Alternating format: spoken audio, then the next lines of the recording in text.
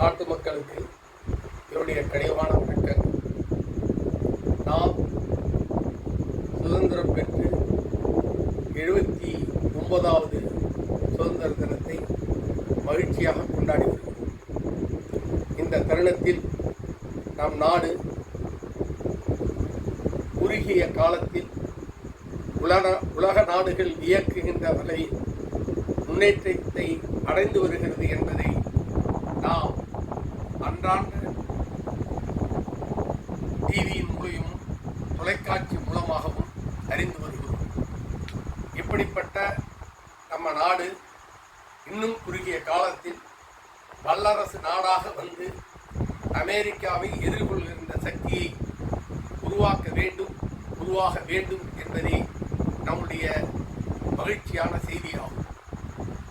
அதற்கு நாம் இந்திய நாட்டில் இருக்கின்ற மக்கள் அனைவரும் ஒற்றுமையாகவும் ஜாதி மதம் பேதம் அன்றி ஒற்றுமையாக நாம் ஓர் கரம் குவித்து நாம் இந்த நாட்டோடு, இந்த நாட்டு மக்களோடு, இந்த நாட்டுக்காக பாடுபடுகின்ற இராணுவ தளத்தோடு நாம் இணைந்து ஒற்றுமையாக வாழ வேண்டும். நாம் வயதில் இருந்தே நாம் படித்திருக்கின்றோம் நம் நாட்டை பற்றி. கனிவளம், விவசாயம், எல்லா வளங்களையும் பெற்ற நாடு நம் நாடு.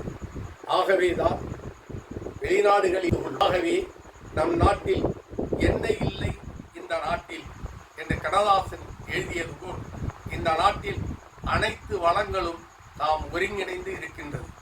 ஆகவே இந்த நாட்டில் நாம் மேம்படுத்துவதற்காக குழந்தைகளின் கல்வி திறன், அறியாமை, போதைப் பொருட்கள் ஒழிப்பு, இப்படி அனைத்தையும் பொதுமக்களாகிய நாங்கள் நம்ம கடைபிடித்து நம் வாழ்க்கையை மாடலாக வாழாமல் நிதர்சனமாக வாழ்ந்து நம் மக்கள் அத்தனை பேரும் ஒருங்கிணைந்து ஒருமையோடு ஒருமித்த கருத்தோடு நம் நாடு நல்லா இருக்க வேண்டும், நம் நாட்டு மக்கள் அனைவரும் நன்றாக இருக்க வேண்டும் என்று உறுதி கொண்டு இந்த சுதந்திர தினத்தை நாம் மகிழ்ச்சியோடு கொண்டாடுவோம்.